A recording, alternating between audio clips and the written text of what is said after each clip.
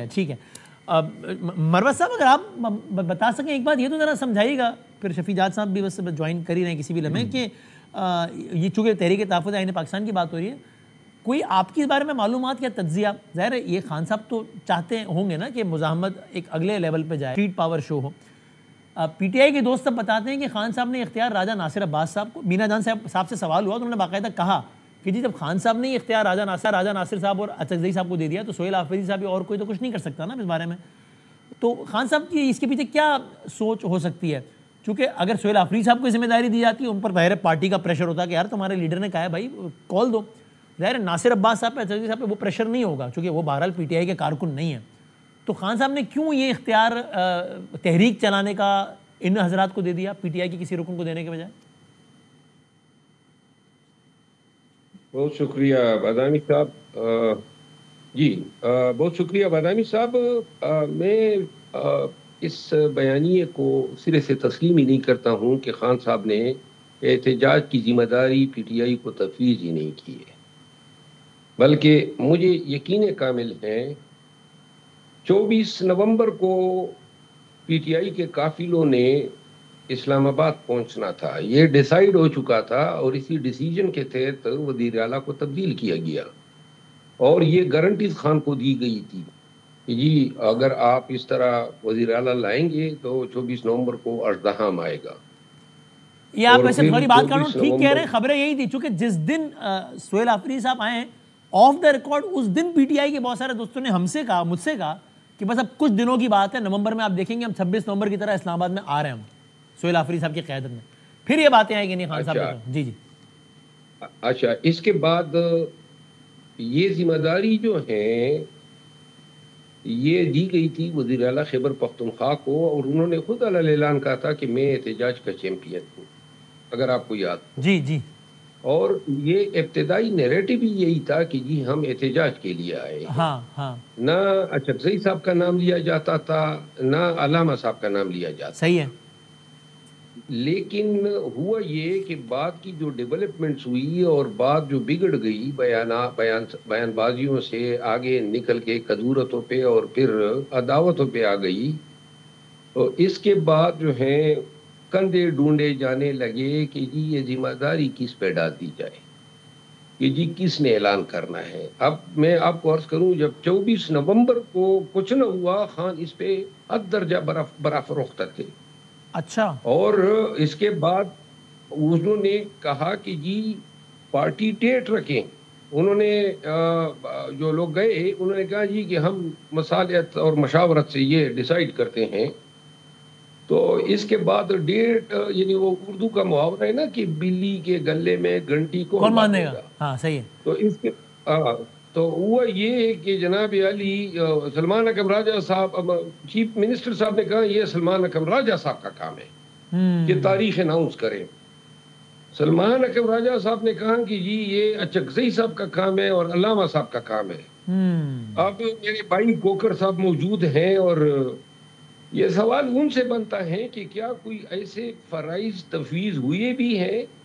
یہ میں نے سوچا ہوا ہے میں پہلے شفیع جان صاحب سے پوچھوں پھر مصطفیٰ بھائی سے پوچھنا ہے کہ وضاحت کریں کہ اچکزئی صاحب اور راجہ صاحب کے پاس مذاکرات کا اختیار ہے یا نہیں حتمی تحریک کا اعلان بھی انہوں نے کرنا ہے مروت صاحب ان اے وے تو یعنی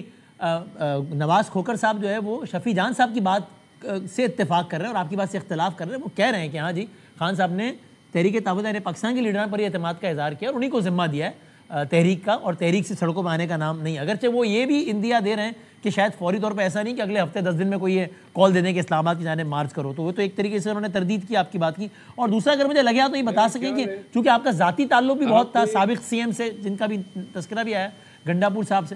تو وہ کہاں ہیں وہ تو ابھی نہ اڈیالہ کے باہر نظر آتے ہیں کہیں بتا سکیں اگر تھوڑی سی روشنی اس پہ بھی ڈال سکیں اچھا میں پہلے مصطفیٰ کوکر صاحب نے جو بات کی نا آپ نے شاید اس پہ غور نہیں کیا اچھا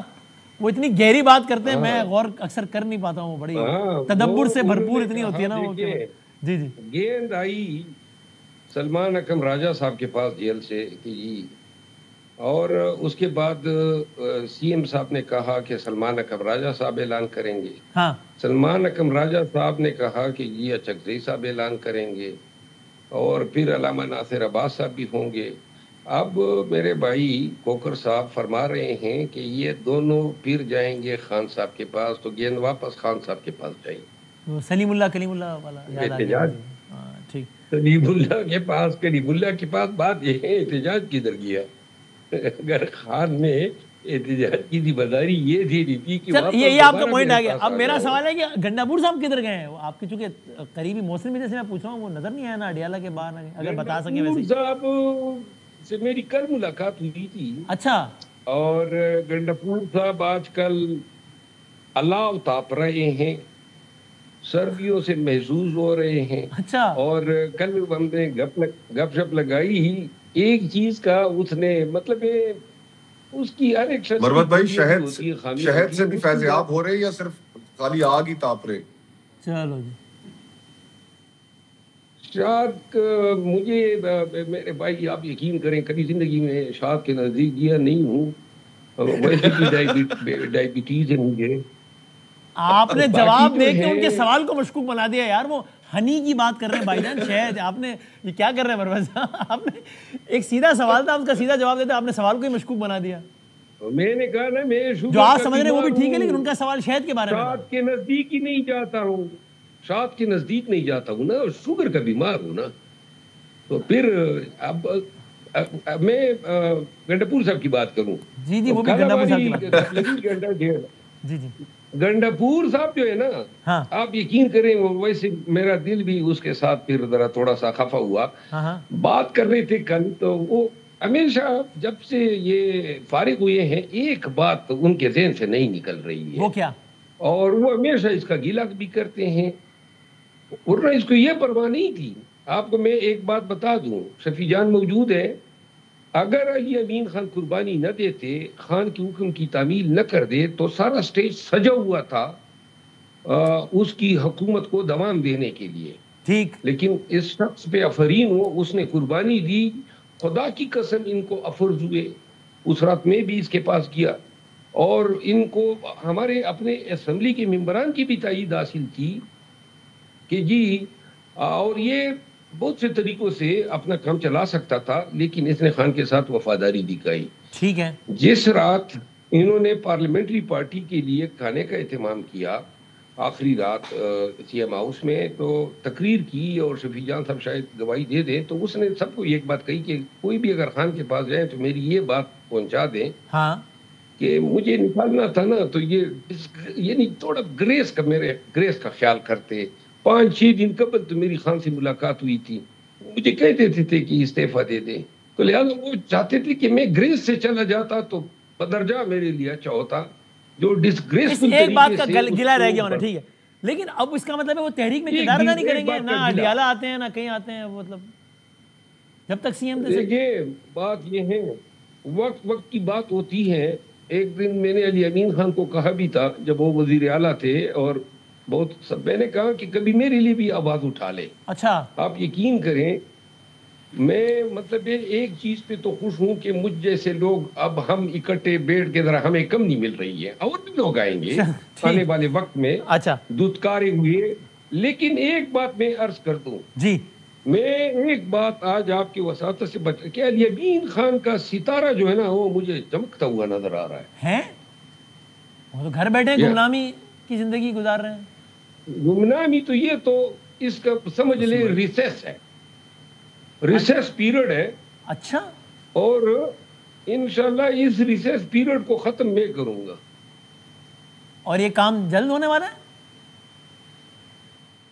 بس میرا موڈ بن گیا، جلدی کر رہا ہوں انشاءاللہ، میں کچھ نہ کچھ تو اب ہلنا جلنا شروع کر رہا ہوں۔ اب میں اس میں سے کچھ خبر نکالتا ہوں کہ کیا ہے، میں ڈھونڈتا ہوں کہ آپ نے جو جملہ کہا ہے اس میں کیا ہے، اس کے اندر کیا خبر، میں ٹھیک ہے، میں شفیع 2 سال سے جی جی میری پارٹی تھی، میں نے اس پارٹی کے لیے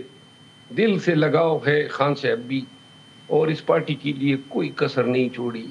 لیکن اس کے بعد جو میرے ساتھ ہوا، اور بالخصوص جو 1.5 سال کی گالیاں پڑی ہے، جی جی، اب اس تمام کا حساب بھی تو میں نے چکانا تو ہے۔ اوہو، میں ٹھیک ہے۔